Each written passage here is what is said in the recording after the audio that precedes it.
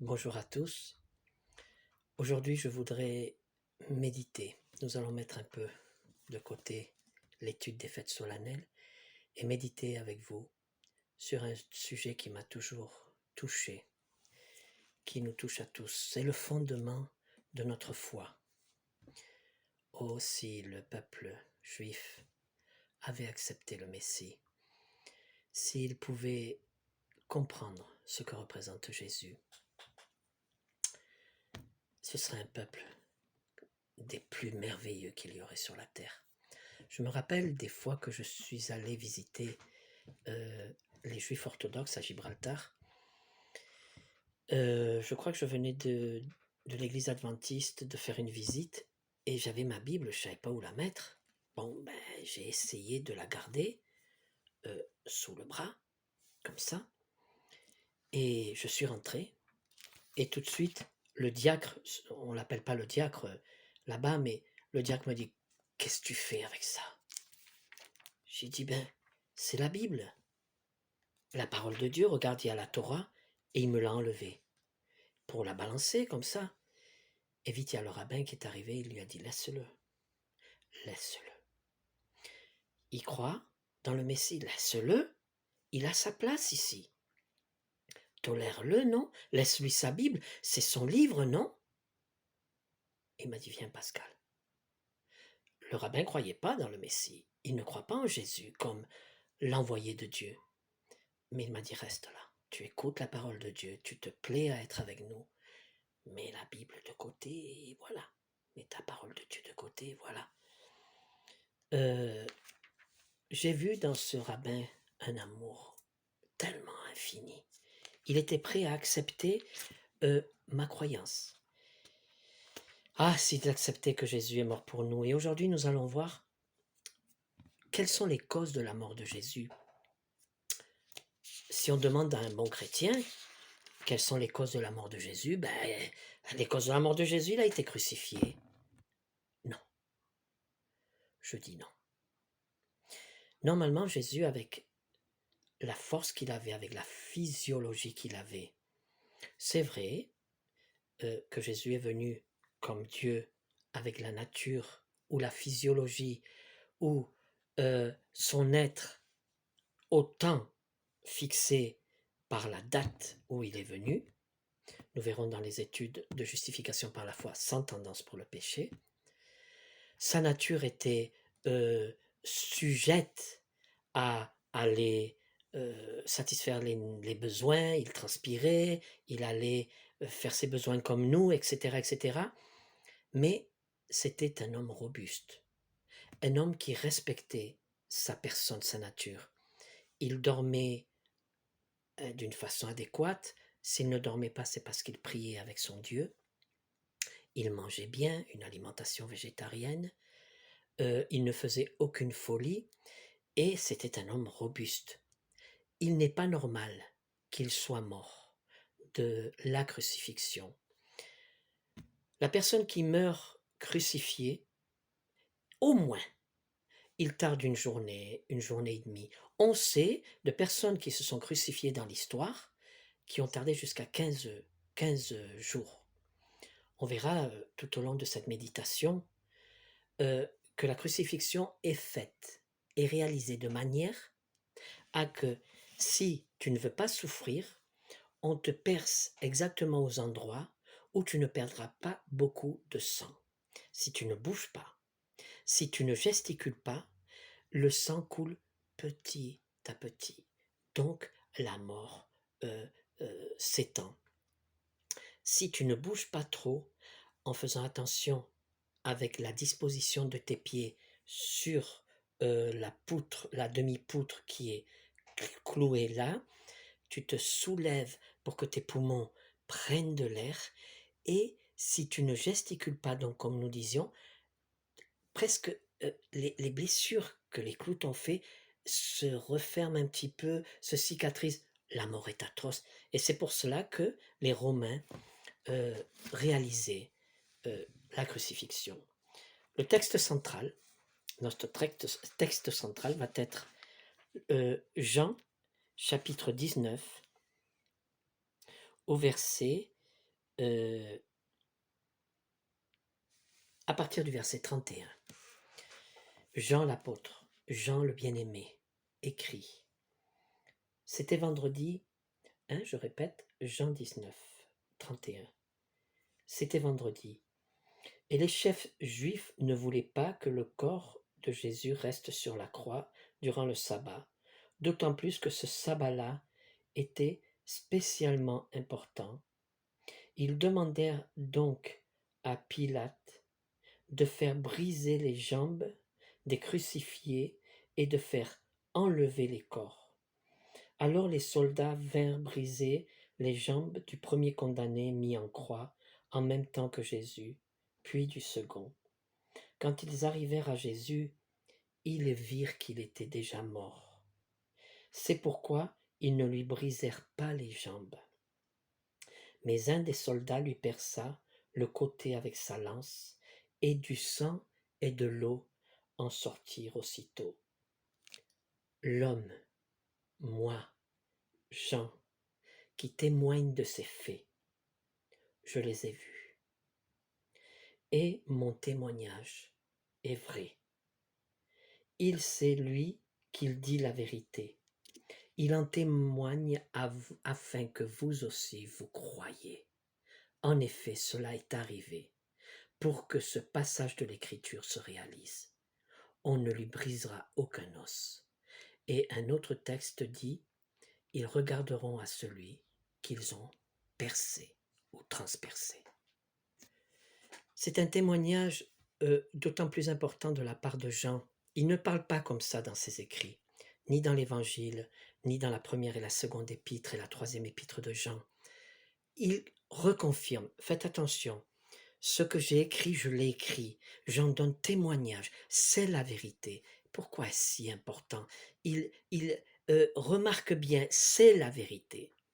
Jésus est déjà mort, les deux brigands ne sont pas morts, on a dû leur briser les jambes, et Jésus est déjà mort, on n'a pas eu à lui briser les jambes, parce qu'un soldat a lancé une lance sur son côté droit, sur son côté gauche, et du sang et de l'eau sont sortis distinctement, pas mélangés. Et je donne témoignage que cela est arrivé parce que c'était écrit que Jésus n'aurait aucun os, aucun de ses os qui serait brisé, etc., etc. Jean est choqué de la rapidité avec laquelle Jésus est mort. Pilate, nous le lirons un peu plus loin, demande aux soldats, est-ce qu'il est vraiment mort? Est-ce que vous êtes sûr? Et l'Écriture nous dit qu'il était étonné que Jésus soit mort aussi rapidement. Dans toute l'histoire des écrits profanes, non bibliques, il y a des hommes comme Joseph en brésilien et en espagnol, la femme de Pilate, qui témoignent que Jésus est venu sur la terre. Il n'y a aucun doute que Jésus a été crucifié. L'histoire, mise à part la parole de Dieu, est pleine d'évidences, de faits, d'écrits qui témoignent que Jésus, maintenant s'il était homme ou il était Dieu, on ne le sait, c'est ce qu'ils écrivent, mais il a existé sur la terre, il est venu sur la terre, il a fait le bien, il est mort et il est ressuscité au troisième jour. La crucifixion était une mort terrible. On avait choisi cette mort pour Jésus parce qu'elle était spécialement préparée pour les pires espèces d'hommes. Les deux brigands qui étaient à ses côtés le reconnaissent, un d'eux le reconnaît, nous on mérite la mort qu'on a causée parce que c'est terrible. Barabbas qui a été libéré alors que Jésus a été crucifié à sa place est la pire des canailles. La crucifixion était préparée pour que la personne souffre et le plus longtemps possible. Il était crucifié dans des endroits bien spécifiques où on ne perd pas, on ne perd pas le sang directement. Ensuite, par le fait d'être crucifié avec les bras étirés comme ça, le corps s'asphyxiait. Alors, au pied, on mettait un morceau de poutre incliné où, avec les jambes fléchies, le condamné pouvait se soulever et soulager ses poumons.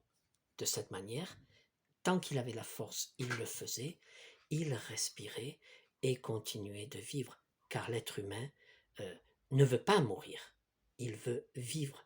Comme je vous ai expliqué au préalable, il ne perdait pas son sang. S'il était assez prévoyant, il ne bougeait pas et presque le sang se caillait, donc il n'y avait pas un afflux de sang et ne se perdait pas. Bien.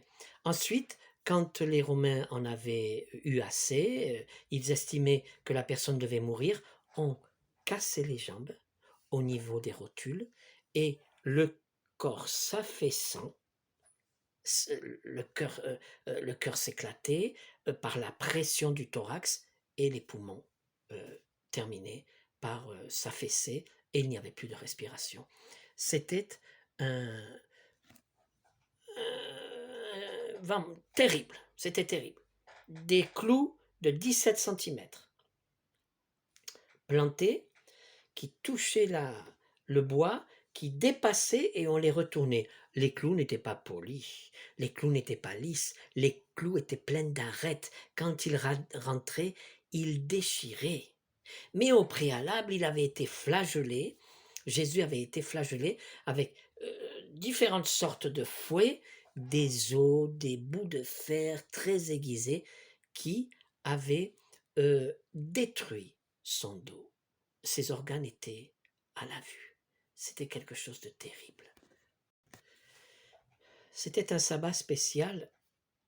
Jésus est mort dans la semaine où ce sabbat-là était un sabbat de fête hebdomadaire, le sabbat du Seigneur. Rappelle-toi du jour du sabbat pour le sanctifier, mais c'était aussi la Pâque. Et Jésus, dans Luc au chapitre 22, dans tout le chapitre 22, est triste. Ses disciples se rendent compte qu'il est très triste. Pourquoi il est aussi triste? Il n'avait pas capté, il n'avait pas perçu que Jésus allait donner sa vie pour ses amis. Mais il y avait une autre tristesse plus profonde. Ce n'était pas ça qui inquiétait Jésus. Bon, c'est vrai que le fait d'être crucifié avait apporté en lui une grande tristesse. Il ne savait pas s'il ressusciterait. Il ne savait pas s'il reverrait son Père. L'esprit de prophétie nous dit qu'il ne voyait pas au-delà de la mort. Jésus n'est pas venu d'une façon fictive sur la terre, sachant tout.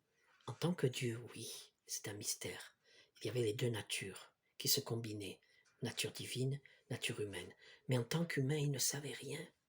Il ne savait que ce qui arrivait jour après jour et ce que Dieu lui révélait à travers de l'ange Gabriel. Alors dans la chambre haute, il est triste. Il est très triste. Et ses disciples s'approchent de lui. Jean met sa tête sur sa poitrine. Qu'est-ce qu'il y a, Jésus? Et Jésus déclare dans Matthieu chapitre 26, au verset 37 et 38, « Mon âme est triste jusqu'à la mort. » Ah, c'est une déclaration importante de notre Seigneur Jésus. Il est triste. Et si on lit bien cette version dans plusieurs textes, on peut le traduire ainsi, « Mon âme est triste tant que je ne meurs pas. Quand je vais mourir, alors je serai soulagé. » Qu'est-ce qui attriste autant Jésus? C'est la croix? Non. Dans ce texte de Matthieu, presque il désire être crucifié. Presque il espère être crucifié pour être libéré. C'est un peu ce que dit Paul. Pour moi, vivre, c'est un bénéfice, mais la mort me libère. Je serai avec Dieu et Jésus pour l'éternité. Et Jésus mange avec ses disciples. Il déclare qu'il y a un entre vous qui va me livrer. Ce que tu as à faire, fais-le. Et il s'en va au jardin de Gethsémane. C'est la première fois que Jésus a besoin d'aide. C'est la première fois qu'il implore les 3 disciples, Jean, Pierre et Jacques, restez avec moi. Je ne vais pas bien. Pourtant, Jean, Pierre et Jacques ont vu la souffrance de leur Seigneur pendant le repas. Mais ils ne perçoivent pas, ils ne captent pas. Ils sont fatigués et Jésus s'en va. Et ses disciples s'endorment. Là, Jésus a une lutte impressionnante directement avec le démon, avec le prince des démons, avec Satan. Et Jésus est blessé. Dans Zacharie au chapitre 13, au verset 7, ou Ésaïe chapitre 63, verset 3, le pasteur sera blessé et ses moutons fuiront. Il est blessé. Au Gethsémane, il est blessé. Oui, mais il n'a pas été crucifié encore. Il n'a pas été flagellé encore. Il n'a pas encore souffert. Le pasteur est blessé. Au Gethsémane, le pasteur est blessé. Quelle est la raison de cette blessure? Quelle est la raison de cette blessure qui lui fait transpirer du sang? 3 fois, Satan lui dit, tout ce que tu fais, ça ne sert à rien. Les Juifs vont te rejeter, tes disciples t'ont abandonné, vont t'abandonner, et à la fin, Satan lui montre véritablement, par une projection panoramique, que tout ce qu'il fera ne sert à rien. Dans le ciel, les anges veulent venir aider Jésus. Dans le ciel, les anges disent au Père, mais c'est fini, il faut arrêter. Et le Père leur dit non. Il faut qu'il passe seul par ce chemin. Et le Père tourne le dos à son Fils. C'est une pensée à moi. Je pense que quand il a tourné le dos à son Fils, Dieu le Père a pleuré. Il ne s'est rien demandé, il ne s'est pas dit, peut-être qu'on aurait pu faire autre chose. Non. Mais ils ont des sentiments aussi. Et le Saint-Esprit ont dû passer un moment terrible. Et les anges n'attendaient qu'un signal. Père, dis-nous quelque chose et on va détruire Satan. Entre tout cela, on le détruit. Et ils voient 3 fois notre Seigneur Jésus tomber par terre. C'est avril, mai, c'est cette époque où la rosée tombe dure en Israël. Jésus était mouillé, démagré. Il était complètement détruit. Il va voir ses disciples la 2e fois. Vous n'avez pas pu veiller avec moi. Veillez afin que vous ne tombez pas en tentation. L'esprit est bien disposé, mais la chair est faible. Il retourne la 3e fois. Et là, il n'en peut plus. Satan lui déverse ses pires tentations. Presque il a vaincu, il est content, il est là, il est content. Et Jésus dit non. Ce que j'ai décidé de faire, je dois le faire. Alors Gabriel, le chérubin protecteur, regarde le Père. Et le Père de la main lui dit, vas-y. Si Jésus à ce moment-là n'avait pas été secouru par Gabriel, si Gabriel ne l'avait pas pris dans ses bras, comme on prend un enfant qui est blessé, et il ne lui avait pas dit « Ne t'inquiète pas, le ciel est avec toi, nous t'aimons, ce que tu fais, tu dois le faire pour sauver l'humanité », Jésus serait mort. Pourquoi? Parce qu'à ce moment-là, Jésus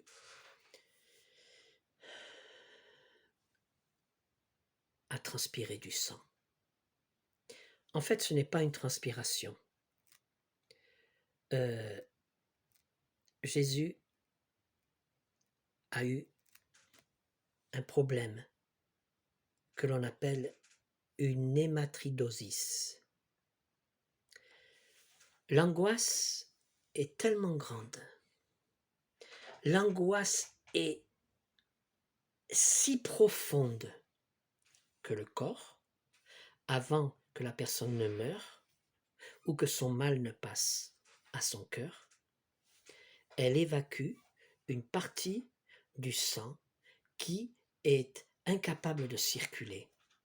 C'est une explication de la médecine.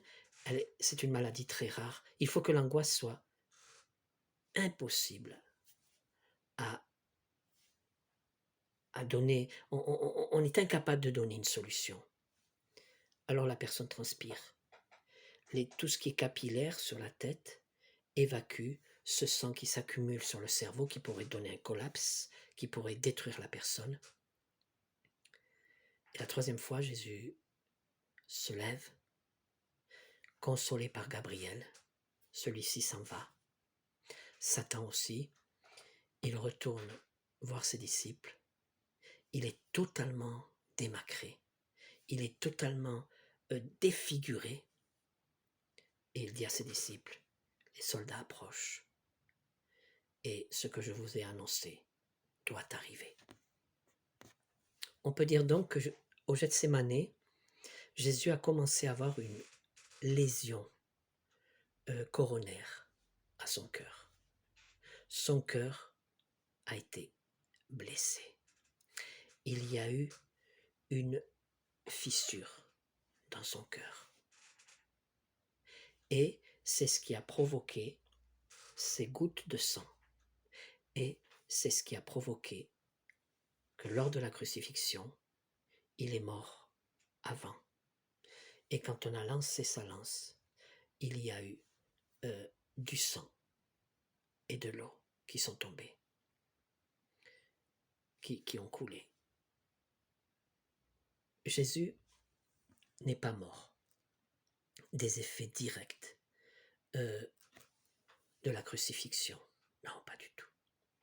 Avec la physionomie que Jésus avait, il aurait pu durer 2, 3 jours, 4 jours, 5 jours. Tout le monde a été étonné. Pilate a été étonné. Jésus est mort. Car une pensée, bien avant le Gethsémane, l'a détruit. Déjà lors du repas pascal. Et ensuite, Satan, voyant l'effet que cette pensée avait sur lui lors du repas, il l'a accentué au Gethsémane. Toute cette explication se trouve dans un livre que le docteur Stroud a écrit dans son livre Physical Cause of the Death of Christ, les causes physiques de la mort de notre Seigneur Jésus. Voilà. Donc, Jésus est pris ce soir-là. Il est emmené devant Pilate, puis devant Hérode. Si on fait un calcul de tout le trajet que Jésus a fait ici, là, on calcule à peu près 22 kilomètres il a marché ce jour-là. De la chambre haute au jardin des Oliviers, ensuite chez Pilate, ensuite chez Hérode, le Golgotha, 22 kilomètres. Puis Jésus a été flagellé. Puis Jésus avait cette souffrance. Ça a été bien avant sa mort, quelque chose de terrible qu'il a enduré. C'est Marc 15, 44 qui nous le dit. Pilate était étonné. Il fut étonné d'écouter que Jésus était mort. Et il a appelé le soldat, le centurion, il lui a dit, « T'es sûr qu'il est mort ? Ben, normalement, Jésus ne devait pas mourir. » La mort de Jésus est due à une profonde souffrance dans son esprit. Et cette souffrance est tout simplement et surtout que son peuple, le peuple juif, il savait ce qui allait passer dans le tribunal, allait le vendre. Ce peuple, depuis la sortie d'Égypte, où il avait tout donné, il avait tout fait pour lui, allait le rejeter. Aujourd'hui, de nos jours, ne parlez pas à un juif orthodoxe du Messie, ne vous avisez pas de dire que Jésus est le Messie. Vous sortez de là-bas détenu. Je vous raconte une expérience. Après ce livre, après la parole de Dieu que j'avais dans la main et que j'ai apporté à la synagogue sans mauvaise intention, un policier juif, les autres fois que je suis allé là-bas, est venu me voir. Il m'a dit, tu crois en Jésus, dans le Messie? Il m'a dit, et je lui ai dit, je dois te répondre. Est-ce que ça va avoir une influence dans ma relation avec vous? Est-ce que pour cela vous allez me fermer les portes? Et il m'a dit, je te demande une seule chose, que tu me répondes. Crois-tu que Jésus est le Fils de Dieu, etc. Ben, oui, j'ai dit oui. J'ai jamais pu retourner là-bas. Je suis le fruit défendu. Je n'avais pas à dire que Jésus était le Messie. Car Jésus n'est autre qu'un homme qui est passé par la terre, comme pourrait être Mahomet, comme pourrait être Gandhi, comme pourrait être John Travolta, comme pourrait être... Et il a fait des choses magnifiques, comme on pourrait les faire, mais le Fils de Dieu n'est pas encore venu. Donc, tu ne viens plus. On ne désire plus te voir ici, dans aucune des synagogues. Et je ne suis plus jamais retourné pour ne pas choquer, pour ne pas être un problème. Voilà. Ce que les Juifs ont fait et continuent de faire à notre Seigneur Jésus.